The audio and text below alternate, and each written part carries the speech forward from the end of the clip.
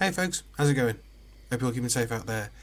Today, it's another video following up on my idea to make a Warhammer 40k kill team using McFarlane Toys, well, Warhammer 40k figures.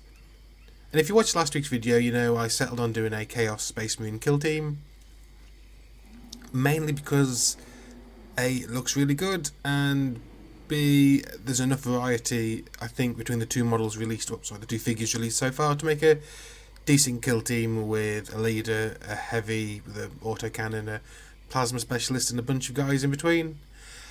As also, if you saw last week's video, you know I did most of the work on getting the leader done. I'm pretty happy with the figure. I think it looks pretty cool. I have decided moving forward though to shrink the bases down. That's a 6-inch base. This looks too big. I might see if I can find some 4.5-inch cake stands like that thing is, just to make it a bit more wieldy, or a bit less unwieldy, I suppose. But yeah, this week I had the other 5 turn up, and I've been busy modelling and painting them. I haven't quite finished all of them. I still haven't done the heavy with the autocannon. I've got the figure, I'm just not quite sure what to do with the autocannon, though I think I've sourced one from a large toy army toy from B&M over here in the UK, but I just haven't had a chance to pick it up, so hopefully I get that done by next week. But yeah, as I said, I've been working, and here's what I've got so far.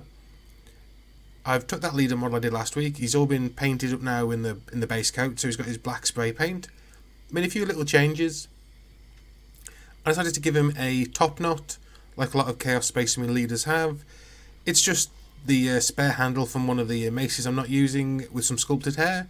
I think it looks okay, and yeah, again, I'm really happy with how this leader model turned out, with all the little details, the extra chains, the large, just destructive, demonic axe, which I think looks really great now it's all been painted the one colour. Once everything's got like a homogeneous colour on it, the details all work together, and I'm really, really, really liking the way it looks. As you can see as well, it's just, the whole model just oozes brutality and intimidation. I really, really like it. And the other figures, I hope, are up to the same standard. First one I did was the icon bearer. I haven't put an icon on it yet because I'm not entirely sure what icon I want on him. But the bearer model is, I think, pretty good. I've chained the icon to his hand, as well as the large brutal blade to his other hand. I just think it kind of sells the idea of he's going onto the battlefield and he's not allowed to drop the standard. It's stuck to him forever. And he's also got to defend it with his life, so he's got the blade literally chained to his hand so he can't drop it. Yeah, I really like the way this one's turned out. The next one I did was my combat specialist. I did a little bit of extra work on this guy. He's got an outstretched arm holding his bolter, and he's got a mace, which is the power mace that comes with the unpainted figure. I've took away the power components. Those are actually the components that went to make the champion's axe. So this is what was left. Just stuck the actual mace head onto the little bit of handle, put a bit of a pommel on it, and I think it works really well. It's just a small unpowered bludgeoning weapon. The guy himself is almost completely stock. I've just swapped parts around between the two different versions of the figure, of course. The only things I added were some chains around his wrists.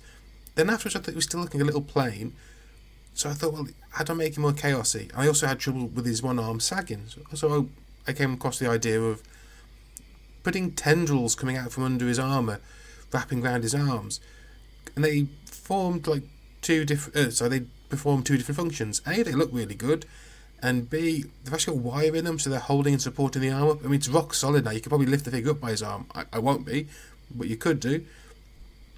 And all in all, I think the posing of him looks really good, and I'm probably going to do a bit more of a Slaneshi colour scheme, have those tendrils be quite pink and fleshy, or I don't know yet, but I think he's going to be really fun to paint. After that, I did just a generic mook, a basic guy, because the team needs just general guys running around the place with bolters. So I did this guy. He's pretty much just a standard figure from McFarlane. I did a little bit of chain, swapped a few of the parts around between the other figures, so he's got parts that wouldn't normally have gone together. But I think he looks really nice. Yeah, not much more to say on this guy. He's a generic Chaos Space Marine as far as they can be generic, and I'm really looking forward to painting him. Now the next one is actually the one I'm most proud of and the one I spent the most time on. My guy with the plasma gun. Except I wanted him to be a Plague Marine, or at least a Space Marine, a Chaos Space Marine who's devoted to Nurgle. So I went all out. First thing I had to do was actually make a plasma gun. I took the little plasma pistol that came with the unpainted figure and the bolt gun that comes with the painted figure, and combined the two together into what I hope works as a plasma gun. I think it looks okay holding on to it being held by him. There are little ports on it so I can attach wires and cables to his backpack once everything's all painted, which I think will hopefully sell the idea of it being a plasma gun more. But as for the actual figure himself, I went all in on just giving him a large, bloated, disgusting gut. I'm really happy with how that turned out. You can see it's got large chains literally pinned into his flesh to hold his stomach in. His helmet is actually the exact same as the previous one's helmet, but I took the horns off the side, used one of the bayonets that comes with the bolters and converted it into a large bladed horn onto his helmet, kind of like how a lot of the Death Guard Plague Marines have it. I think it looks really good. I also added some sculpted detail onto his shoulder pads and his backpack. I wanted his shoulder pad to have a nurgly feel, so I sculpted on a combination of like weeping, pus-filled sores that form the symbol of Nurgle. And similarly on his backpack, I've got, I'm hopefully going to eventually paint them to be open, demonic wounds, just dripping ooze, and that's going to look amazing. I wanted him to eventually be as gross as possible while still fitting with the rest of the team. And yeah, that was it for what I did this week. So I hadn't done there isn't a massive amount I can show off other than these guys. Obviously, they've now been done and base coated. Here's the squad as is so far all together. I think you can agree they look fantastic together. They'll look even better when they're properly based and painted. And as I say, hopefully this week I'm going to get the heavy guy sorted out. I think it should be okay. It shouldn't be too difficult to do, I don't think. I've got in my head all the ideas of how things are going to fit together, and hopefully it'll work. So yeah, folks, this is just a catch up on where my kill team's got so far. The next week or two, I'm probably going to start looking at how to change the rules that came with the first edition of Kill Team to work with scaled figures of this size. I know these figures are maybe 6 times as large as the original miniatures, but I don't think changing all the distances to be 6 times as long as they are in the book would actually work, so I'm going to have to think about that. Oh, one thing I'm also having to think about is how I'm going to paint these guys. I've got 3 main colour schemes in mind. First up is the word bearers, like the poster boys for Chaos. The Chaos Space Marines that worship the Chaos Gods the most. I think that's the best way of describing them. Absolute religious zealots in lovely gory red armour with silver detailing and silver trim. Interesting to paint. The other one is the Iron Warriors, very mechanised, silver armour, gold and brass detailing, going heavy into the industrial side of it. Chance to paint chevrons and stuff on the armour would be an interesting challenge for me.